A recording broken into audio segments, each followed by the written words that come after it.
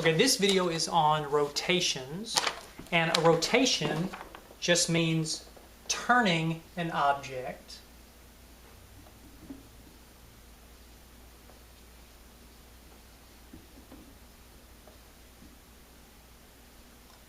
around a fixed point. And for our cases, all of the rotations that we're going to be doing, our fixed point is always going to be the origin. All right, so let's take a look at what a rotation looks like. If I take this example number 1 from your notes, it says given this triangle ABC, rotate this triangle 90 degrees clockwise around the origin. So if I rotate this 90 degrees clockwise is going to be going in this direction. The easiest way to do this is just take your paper and actually turn it 90 degrees clockwise. And so now your paper looks like this. Well, now if you can imagine that your axes, this horizontal axis is now kind of your new x-axis. And your vertical axis now is kind of your new y-axis. And just kind of ask yourself, well, what would be the coordinates of each of my vertex points? And in fact, we're going to write them down here. So A has now been rotated 90 degrees to this position right here. So my new A prime is going to be, let's see, A prime, that would be 1, 1, coordinates 1, 1. B prime, where my point B has rotated to, see the coordinates of this point are going to be, let's see, 1, 2, 3, 4, and down 2, so 4, negative 2. And then C prime, which is where my point C has rotated to, C prime is going to be the point, let's see, 1, and then 2, 3, 4. So positive 1, negative 4. All right, so now I know what my coordinates of my three rotated points are. Now I can put my paper back to its original position and just draw in these points. So let's do that. So let's see, A prime is the point 1, 1. So 1, 1, that's going to be this point here. That's A prime. B prime is 4, negative 2. So 1, 2, 3, 4, negative 2. And there's B prime. Let's go ahead and fill these in.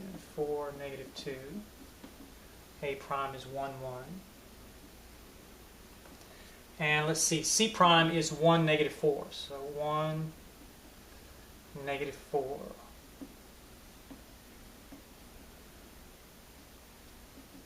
Well, now I have my three rotated points. Let me just connect those up. A prime, B prime, C prime. And now I have my rotated image.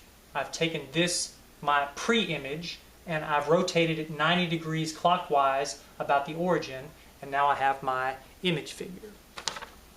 So now I want to do what I've done before, which is to come up with the algebraic rule for this particular transformation, this rotation of 90 degrees about the origin.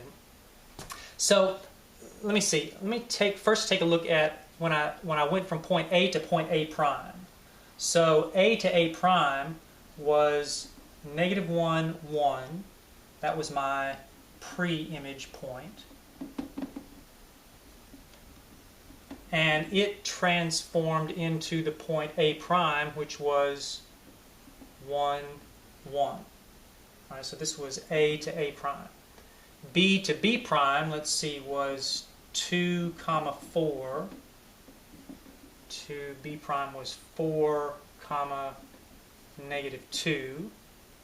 And let's see, C to C prime, this was 4, 1. To C prime was 1, negative 4. So this was A to A prime. This was B to B prime.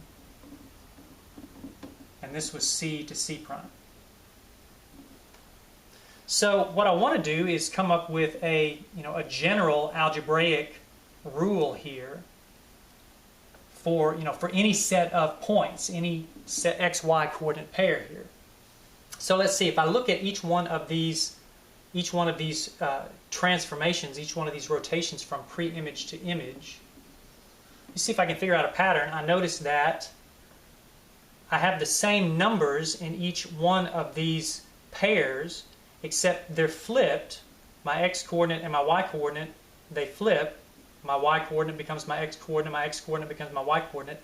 And I notice that my new y coordinate is the negative of what my original x coordinate was. So essentially what this is telling me is that whatever pair of points I start with, my new x coordinate is going to be exactly the same as my original y coordinate. So let me put y, that's my new x coordinate. And my second coordinate, that is my y coordinate for my image, that's going to be my original x coordinate, except it's going to be my original x coordinate and I'm going to multiply it times -1. So this is the algebraic rule for a rotation of 90 degrees clockwise. Now you've got a few more examples in your notes, and I'm going to let you try those on your own and see if you can come up with both the graph and the algebraic rule for each one of those.